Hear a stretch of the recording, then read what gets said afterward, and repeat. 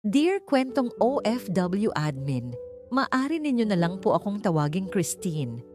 Isa akong OFW na kasalukuyang nagtatrabaho bilang domestic helper dito sa Kuwait.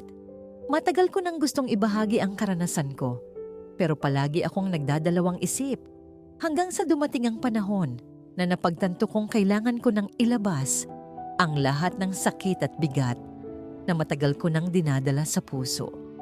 Isa akong ina ng 4 na anak na naiwan sa Pilipinas.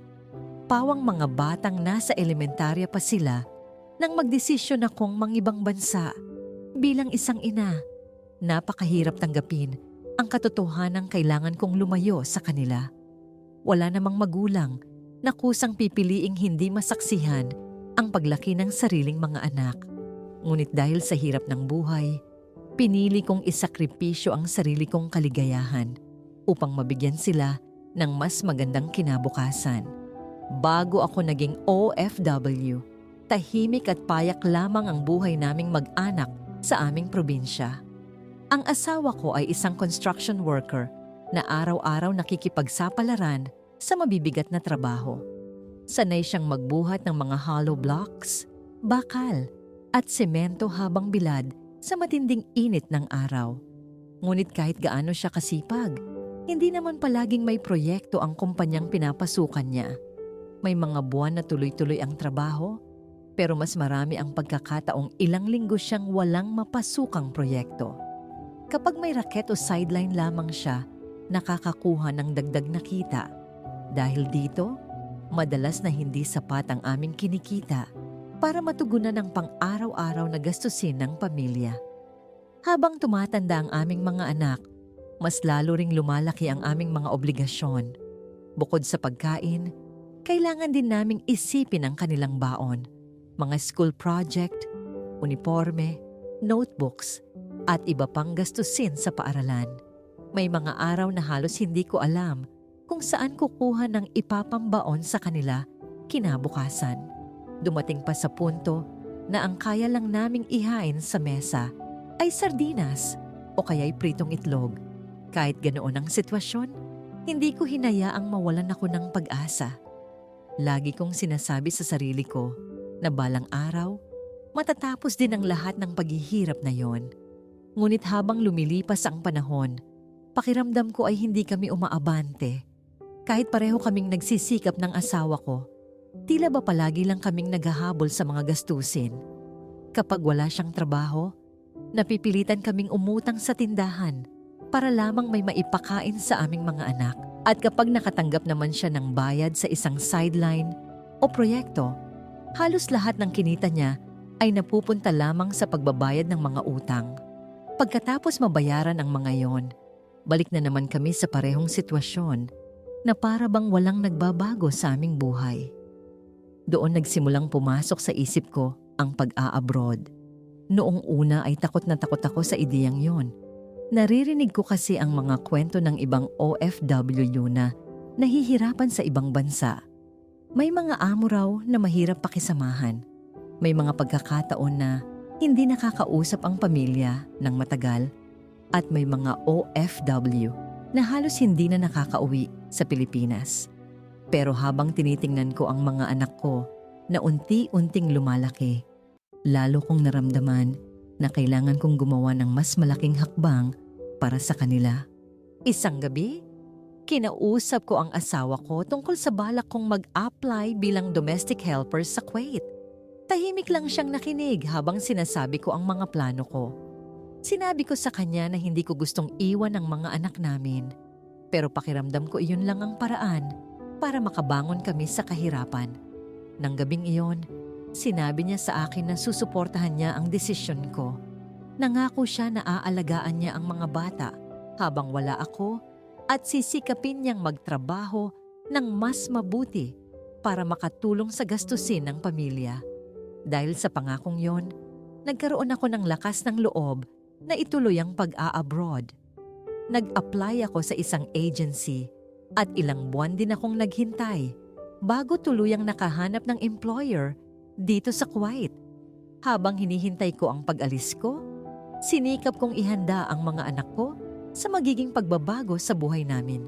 Madalas ko silang yakapin at paulit-ulit kong sinasabi sa kanila na kahit malayo ako, mahal na mahal ko sila at ginagawa ko ang lahat ng ito para sa kinabukasan nila. Hindi ko makakalimutan ang araw ng pag-alis ko sa Pilipinas. Pakiramdam ko parang dinudurog ang puso ko habang yakap-yakap ko ang mga anak ko sa airport. Umiiyak ang bunso ko at ayaw akong pakawalan. Ang dalawa naman sa kanila ay tahimik lang na nakayakap sa akin. Nakikita ko sa mga mata nila ang lungkot at takot na mawalan ng nanay sa tabi nila. Halos hindi ko rin mapigilang umiyak noon, pero pilit kong pinatatag ang sarili ko dahil ayokong makita nilang mahina ako. Bago ako pumasok sa immigration, lumapit sa akin ang asawa ko at sinabi niyang huwag akong mag-alala dahil aalagaan daw niya ang mga bata. Sinabi niya rin na gagawin niya ang lahat para hindi masayang ang sakripisyo ko sa pag-a-abroad. Pinaniwalaan ko ang mga salitang yon dahil gusto kong maniwala na kaya naming malampasan ang lahat ng pagsubok basta magtutulungan kami bilang pamilya. Pagdating ko dito sa Kuwait, doon ko naramdaman ang tunay na bigat ng pagiging OFW. Malayo ako sa pamilya ko, ibang kultura ang nakapaligid sa akin at halos buong araw akong nagtatrabaho sa bahay ng amo ko. Pero kahit ganoon, lagi kong iniisip na ang lahat ng pagod at lungkot na nararanasan ko ay para sa mga anak ko. Sila ang nagbibigay sa akin ng lakas para magpatuloy araw-araw. Noong unang buwan ko dito sa Kuwait, halos sabik na sabik akong makatawag sa Pilipinas. Gusto kong marinig ang boses ng mga anak ko at malaman kung kumusta na sila. Nang sa wakas ay nakausap ko sila sa telepono. Halos maiyak ako sa tuwa nang marinig ko ang boses nila. Sinabi nila na namimiss nila ako at tinanong nila kung kailan ako uuwi. Doon ko lalo naramdaman kung gaano kahirap ang malayo sa pamilya. Nagsimula na rin akong magpadala ng pera sa Pilipinas para sa pangangailangan ng mga bata. Ang iniisip ko noon ay mababawasan na ang paghihirap ng pamilya namin dahil kahit papaano ay may regular ng papasok na pera sa bahay. Inaasahan ko na magagamit iyon para sa pagkain, pag-aaral ng mga bata at iba pang pangangailangan nila.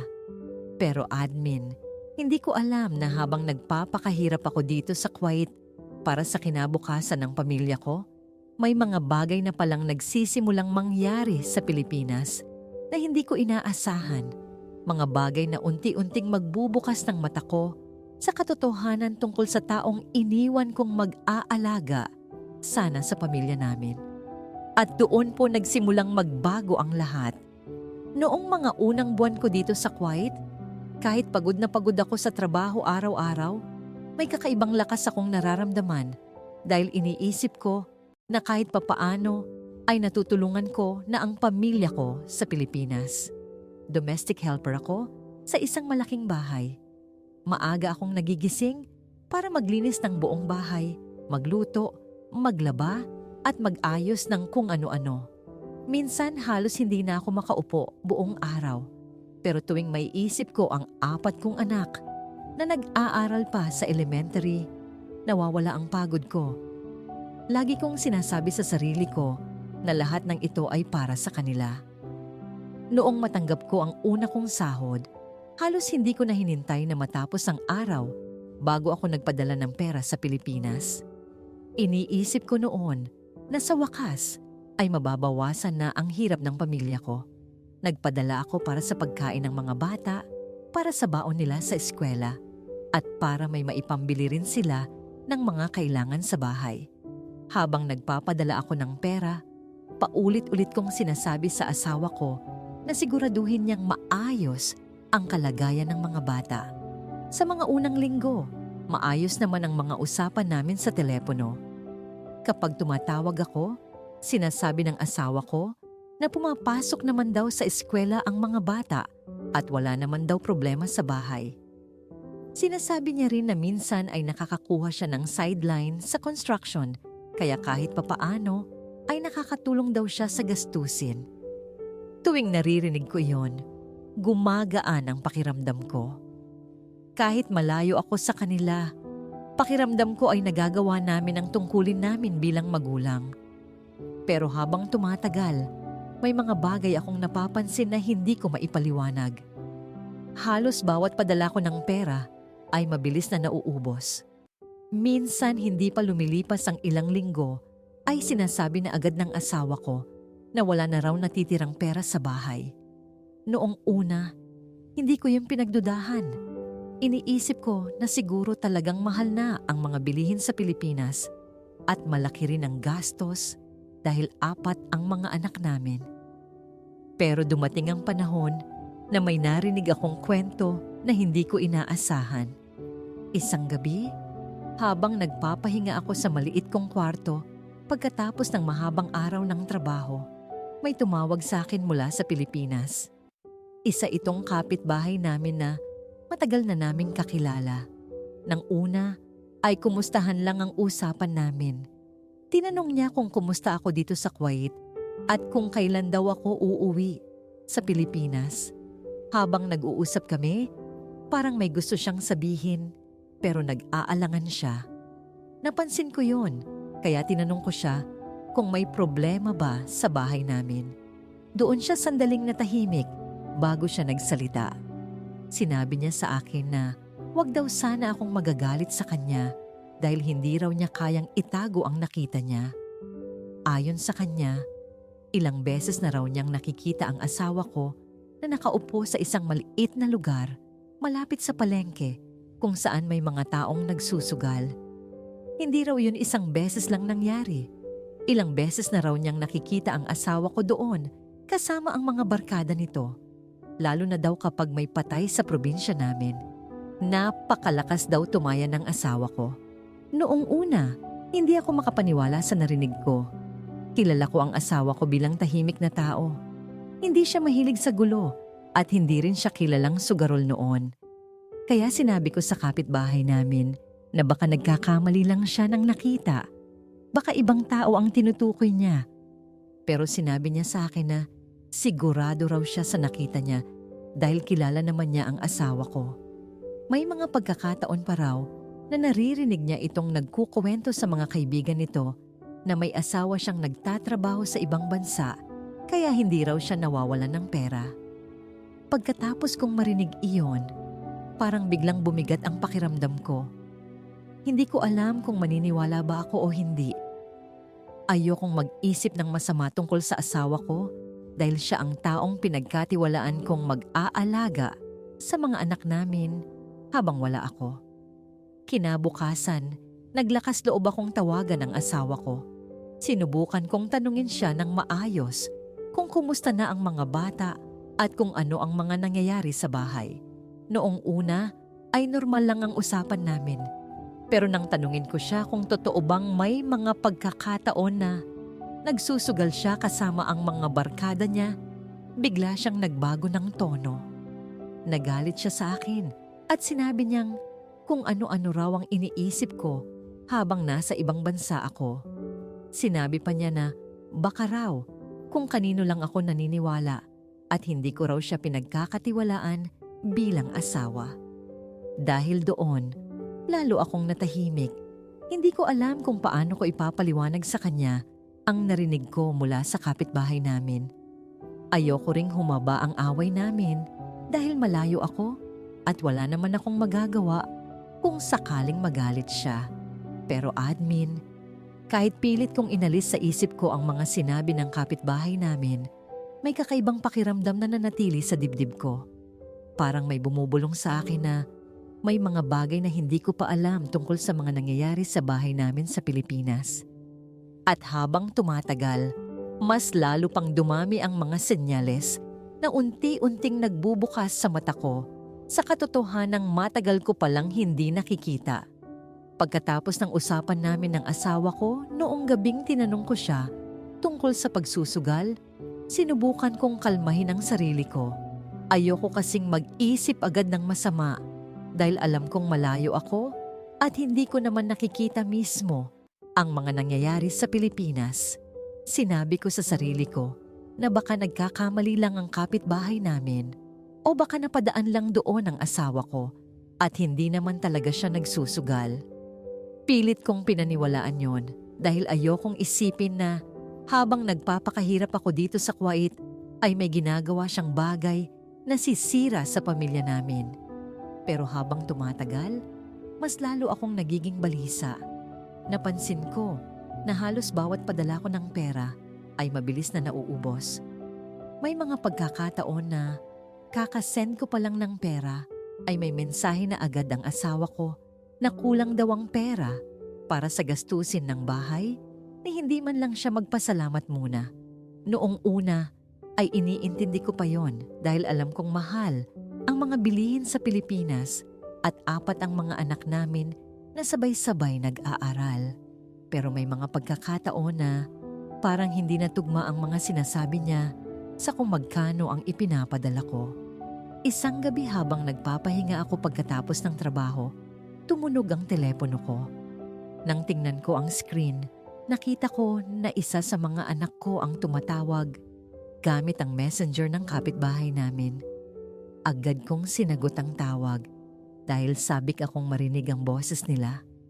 Pero sa unang salita pa lang ng anak ko, may kakaiba na akong naramdaman sa boses niya. Halos madurog ang puso ko nang marinig ko ang pag-iyak ng anak ko. Tinanong ko siya kung bakit siya umiiyak at kung nasaan ang tatay niya. Doon niya sinabi sa akin na wala raw sa bahay ang tatay nila. Madalas daw itong umaalis sa gabi at umuuwi na lang kapag hating gabi na o minsan ay madaling araw na. Tinanong ko kung kumakain ba sila ng maayos araw-araw. Sandaling natahimik ang anak ko bago siya sumagot. Sinabi niya na may mga araw daw na okay naman ang pagkain nila. Pero may mga araw din na minsan ay tinapay lang o instant noodles ang kinakain nila dahil wala raw ibang ulam sa bahay. Noong narinig ko yon, parang may sumaksak sa puso ko. Hindi ko alam kung ano ang mararamdaman ko. Buwan-buwan akong nagpapadala ng pera para siguraduhin na hindi magugutom ang mga anak ko. Pero bakit may mga pagkakataon na wala silang maayos na pagkain sa bahay? Hindi ko na alam kung ano ang sasabihin ko noon. Pakiramdam ko parang biglang gumuho ang mundo ko sa mga narinig ko. Habang ako ay nagpapakahirap dito sa Kuwait para sa kinabukasan ng pamilya ko, may posibilidad na ang perang pinaghihirapan ko ay nauubos lamang sa ibang bagay. Pagkatapos ng tawag na yon, halos hindi ako nakatulog buong gabi. Paulit-ulit kong iniisip ang mga sinabi ng anak ko. Sinubukan kong kumbinsihin ang sarili ko na baka nagkakamali lang siya o baka may ibang paliwanag ang asawa ko tungkol sa lahat ng yon. Kinabukasan ay tinawagan ko ulit ang asawa ko. Sinubukan kong tanungin siya kung kumusta ang mga bata at kung bakit may mga pagkakataon na wala raw maayos na pagkain sa bahay. Pero sa halip na maayos na sagot, parang naiinis pa siya sa mga tanong ko.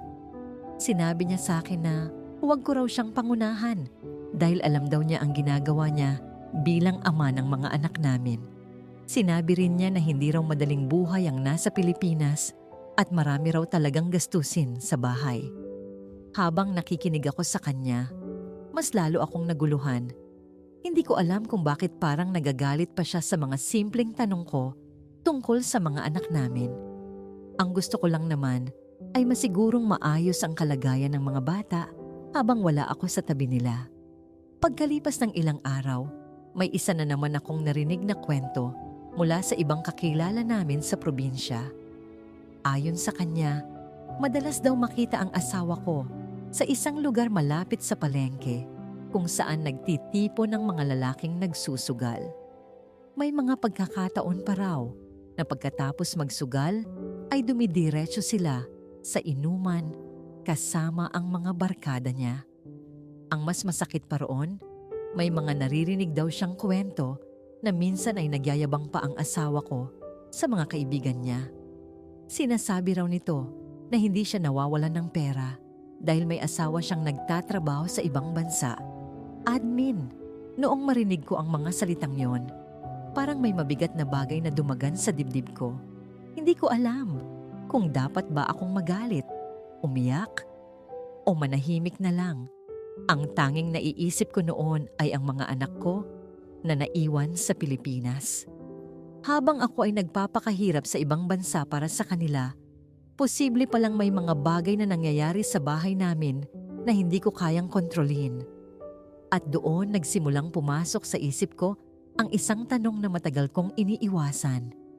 Kung ganito ang mga nangyayari habang wala ako, tama pa ba na ang asawa ko ang taong pinagkatiwalaan kong mag-aalaga sa mga anak namin? Pagkatapos ng mga narinig kong kwento mula sa kapitbahay at matapos kong marinig mismo ang pag-iyak ng anak ko sa telepono, hindi na ako mapakali dito sa Kuwait. Kahit abala ako sa trabaho sa bahay ng amo ko, palagi nang pumapasok sa isip ko ang mga nangyayari sa Pilipinas. Habang naglilinis ako ng bahay o naglalabas sa likod ng bahay ng amo ko, paulit-ulit kong iniisip kung kumusta na ang mga anak ko. Iniisip ko kung nakakapasok pa ba sila ng maayos sa eskwela at kung may maayos ba silang pagkain araw-araw. Sa mga sumunod na linggo, mas lalo kong naramdaman na may mali sa sitwasyon namin. Halos bawat padala ko ng pera ay parang mabilis na nawawala. May mga pagkakataon na hindi pa lumilipas ang ilang linggo ay humihingi na ulit ng pera ang asawa ko. Noong una ay iniisip ko na baka may mga bayarin lang sa eskwela ang mga bata o may mga biglaang gastusin sa bahay. Pero habang tumatagal, parang hindi na sapat ang mga paliwanag niya. Isang gabi, may nakausap ulit akong kakilala mula sa amin sa probinsya. Siya ang isa sa mga taong madalas nakakakita sa mga nangyayari sa paligid ng bahay namin. Doon ko nalaman na ang pagsusugal ng asawa ko ay hindi lang pala paminsan-minsan na ginagawa kasama ang mga barkada niya. Ayon sa kanya, mas lalo raw lumala ang bisyo ng asawa ko nitong mga nakaraang buwan. Hindi na raw ito palaging pumupunta sa sugalan sa patay tulad ng dati. Natuto na raw itong magsugal gamit lang ang cellphone. May mga laro raw ngayon na tinatawag nilang online casino, kung saan kahit nasa bahay ka lang ay pwede kang magsugal basta may internet at may perang ipapasok sa laro. Noong una ay hindi ko masyadong naintindihan ang ibig niyang sabihin. Hindi naman ako masyadong marunong sa mga ganitong bagay dahil buong araw akong abala sa trabaho dito sa Kuwait. Pero ipinaliwanag niya na may mga laro raw na parang totoong kasino na makikita lang sa screen ng cellphone. Doon daw naglalagay ng pera ang mga tao at umaasa na mananalo sila. Doon ko unti-unting naisip kung saan napupunta ang perang pinaghihirapan kong ipadala buwan-buwan. Ayon pa sa kanya, madalas daw makita ang asawa ko na nakatutok sa cellphone niya kahit nasa labas siya ng bahay. Minsan daw ay hanggang hating gabi itong nakaupo lang at nakatingin sa screen habang naglalaro. Kapag nananalo raw ay tuwang-tuwa ito at ipinagyayabang pa sa mga barkada niya. Pero kapag natatalo naman, ay lalo raw itong nagiging mainit ang ulo at naghahanap ng pera para makabawi. Habang nakikinig ako sa kwento niya, pakiramdam ko ay unti-unting lumalamig ang buong katawan ko. Hindi ko alam kung ano ang dapat kong maramdaman. Parang gusto kong magalit, pero kasabay nito ay may matinding lungkot na bumabalot sa akin. Ang mas masakit pa, sinabi rin niya sa akin na may mga pagkakataon daw na hindi lang sugal ang ginagawa ng asawa ko kapag kasama ang mga barkada niya. May mga gabi raw na pagkatapos magsugal ay nag-iinuman sila hanggang madaling araw. At sa mga huling buwan daw, may mga naririnig na rin siyang balita na may mga kasama raw ang asawa ko na gumagamit ng ipinagbabawal na gamot. Hindi raw niya masasabing sigurado kung gumagamit din ng asawa ko. Pero may mga pagkakataon daw na napapansin niyang parang iba na ang kilos nito kapag umuuwi ng bahay. Minsan daw ay lutang ang itsura nito at madaling magalit kahit sa maliit na bagay. Admin, noong marinig ko yon, parang biglang gumuho ang lahat ng pinanghahawakan kong pag-asa. Hindi ko akalain na ang taong iniwan kong mag-aalaga sa mga anak namin ay unti-unti palang nilalamon ng mga bisyo habang ako ay nagpapakahirap dito sa ibang bansa para sa kinabukasan ng pamilya namin. May posibilidad pala na ang perang pinaghihirapan ko ay nauubos lang sa sugal, inuman, at kung ano pang bisyo. Ang mas masakit sa lahat ay ang isipin na habang nangyayari ang lahat ng yon, ang mga anak ko ang posibleng nagdurusa sa bahay. Simula noon, hindi na nawala sa isip ko ang isang tanong na paulit-ulit bumabalik sa akin tuwing gabi bago ako matulog. Kung patuloy na ganito ang nangyayari sa bahay, hanggang kailan ko kayang magtiwala sa taong iniwan kong mag-aalaga sana sa mga anak namin? Pagkatapos kong marinig ang mga balita tungkol sa pagsusugal ng asawa ko gamit ang cellphone at ang posibilidad na nadadamay na rin siya sa ibang bisyo, halos hindi na ako mapakali dito sa Kuwait. Kahit ginagawa ko ang mga trabaho ko araw-araw sa bahay ng amo ko, pakiramdam ko ay lagi akong lutang. Madalas habang naghuhugas ako ng pinggan o naglalabas sa likod ng bahay, bigla na lang pumapasok sa isip ko ang mga anak ko sa Pilipinas. Iniisip ko kung kumusta na sila, kung nakakapasok pa ba sila sa eskwela ng maayos, at kung may nag-aalaga ba talaga sa kanila habang wala ako. May mga gabi na hindi ako makatulog dahil sa kakaisip. Tuwing tatawag ako sa bahay, pilit kong pinapakinggan ang boses ng mga anak ko para malaman kung may problema ba sila. Minsan ay pilit silang nagpapakatatag sa harap ng kamera, pero bilang inaramdam ko kapag may tinatago silang lungkot. Isang gabi, may tumawag ulit sa akin mula sa Pilipinas. Isa itong matagal naming kapitbahay na halos parang kamag-anak na rin ang turing namin. Sa tono pa lang ng boses niya, naramdaman ko na agad na may mabigat siyang sasabihin. Noong una ay nag-aalangan pa siyang magsalita. Pero nang tanungin ko siya kung may problema ba sa bahay namin, doon niya sinabi ang bagay na tuluyang nagpatigil sa paghinga ko. Sinabi niya na may mga taong naghahanap daw sa asawa ko dahil sa utang. Hindi raw ito simpleng utang lang. May mga lending company na nagpapautang sa lugar namin na nagbibigay ng pera lalo na kapag may asawang OFW. Ayon sa kanya, may ilang beses na raw na natalo ang asawa ko sa sugal at hindi na niya kayang bayaran ang perang hiniram niya. Ang mas masakit pa roon, sinabi ng kapitbahay namin na may mga pagkakataon daw na ginagamit ng asawa ko ang pangalan ko kapag nangungutang siya. Sinasabi raw nito sa mga tao na huwag silang mag-alala dahil may asawa siyang OFW sa Kuwait na siguradong makakabayad. Admin, noong marinig ko yun, pakiramdam ko ay parang gumuho ang mundo ko. Ang perang pinaghihirapan kong kitain dito sa ibang bansa ay para sa kinabukasan ng mga anak ko. Hindi ko kailanman inisip na darating ang panahon na gagamitin pala ang pangalan ko para mangutang ng pera na mapupunta lamang sa sugal. Hindi ko alam kung paano ko haharapin ang asawa ko sa telepono pagkatapos kong marinig iyon. Ilang araw akong nag-isip bago ko siya tinawagan. Nang sa wakas ay nakausap ko siya. Tinanong ko siya ng diretsyo kung totoo bang may mga utang na siya sa lugar namin. Noong una ay itinanggi niya ang lahat. Sinabi niya na may mga tao lang daw na naiinggit sa amin, kaya gumagawa ng kwento tungkol sa kanya. Pero habang tumatagal ang usapan namin, napansin kong parang nagiging magulo na ang mga sagot niya. Hanggang sa dumating ang sandaling natahimik siya sa kabilang linya. Doon ko naramdaman na may tinatago talaga siya. Hindi ko na kinailangan pang marinig ang buong pag-amin niya para maintindihan ang lahat. Sa mga sumunod na linggo, mas lalo pang dumami ang mga balita na naririnig ko mula sa mga kakilala namin sa probinsya. May mga nagsabi na minsan daw ay halos araw-araw wala sa bahay ang asawa ko. May mga pagkakataon pa raw na ang mga anak ko ang gumagawa ng mga gawaing bahay dahil wala ang tatay nila. may isa pang balita na tuluyang nagpasakit sa puso ko bilang ina. Isang araw daw ay hindi pumasok sa eskwela ang isa sa mga anak ko. Noong tinanong ng kapitbahay kung bakit hindi ito pumasok, sinabi raw ng bata na wala siyang baon at wala ring nagbigay sa kanya ng pamasahe.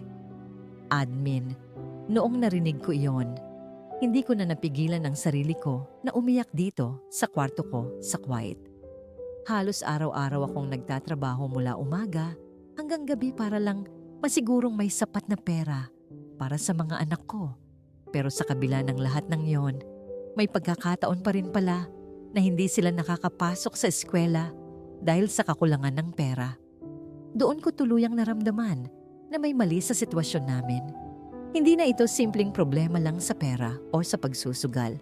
Unti-unti kong na-realize na habang wala ako sa Pilipinas, ang mga anak ko ang posibleng nagdurusa sa mga desisyong ginagawa ng ama nila. At sa unang pagkakataon, simula nang mag-abroad ako, nagsimula akong mag-isip ng isang desisyon na matagal kong iniiwasan. Isang desisyon na maaaring tuluyang magbago sa buhay ng pamilya namin. Sa mga panahong yon na halos araw-araw akong nag-iisip tungkol sa kalagayan ng mga anak ko sa Pilipinas, lalo kong naramdaman kung gaano kabigat ang buhay ng isang OFW na malayo sa pamilya. Habang tumatagal ako dito sa Kuwait, lalo ring dumarami ang mga bagay na naririnig ko tungkol sa mga nangyayari sa bahay namin.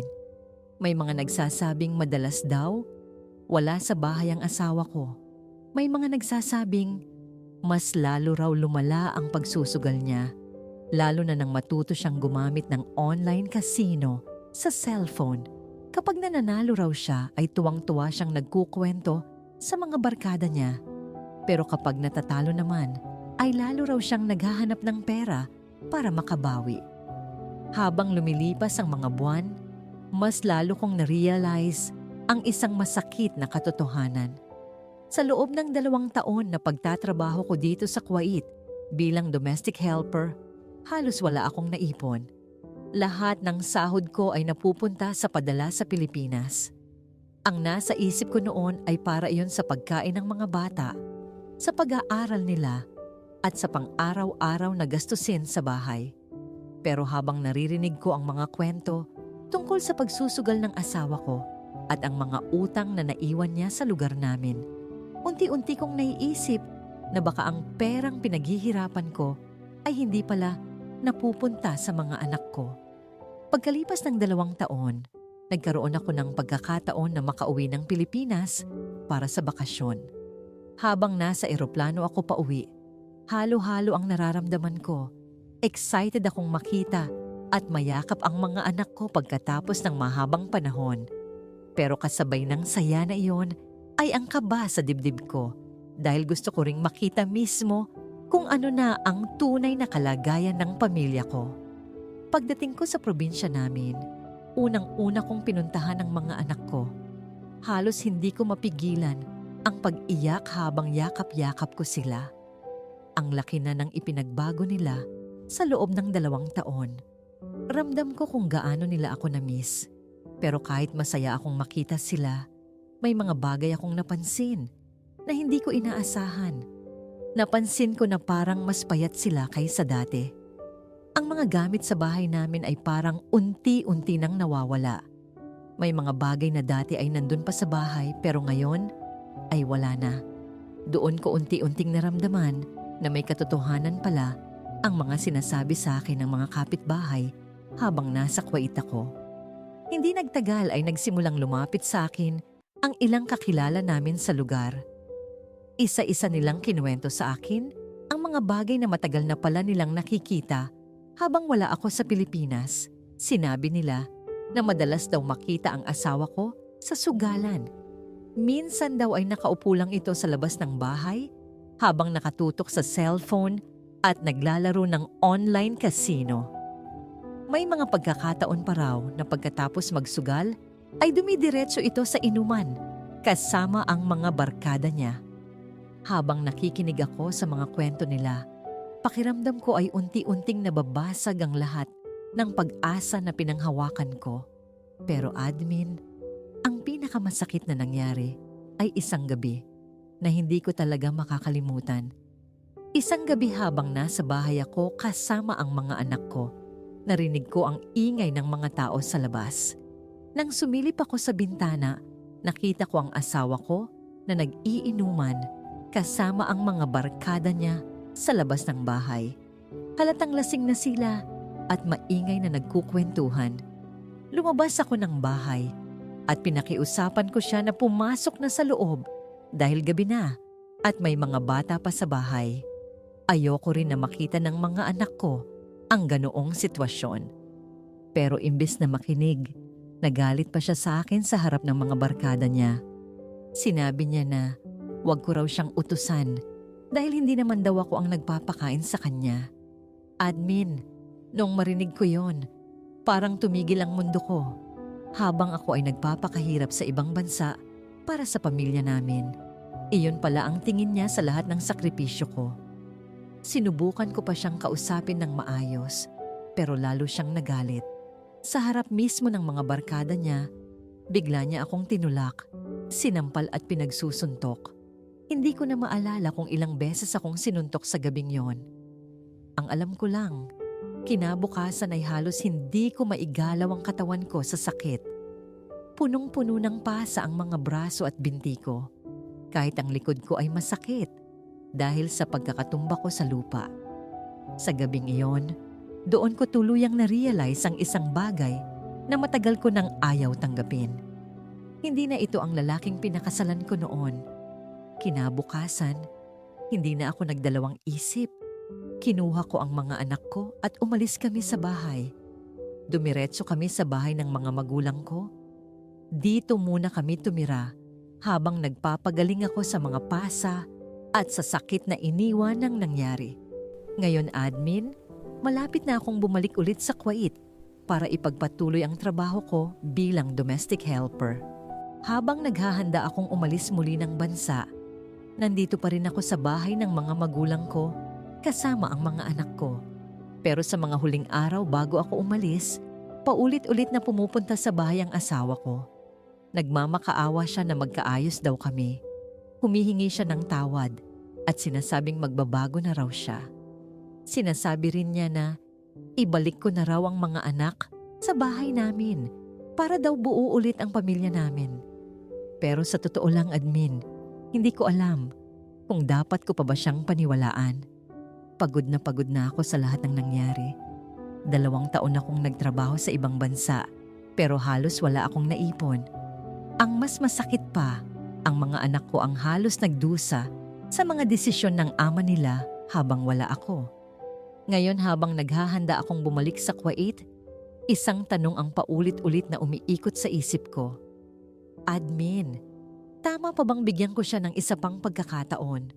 O mas mabuti na bang tuluyan ko nang piliin ang kapakanan ng mga anak ko kahit masira na ang pamilya namin?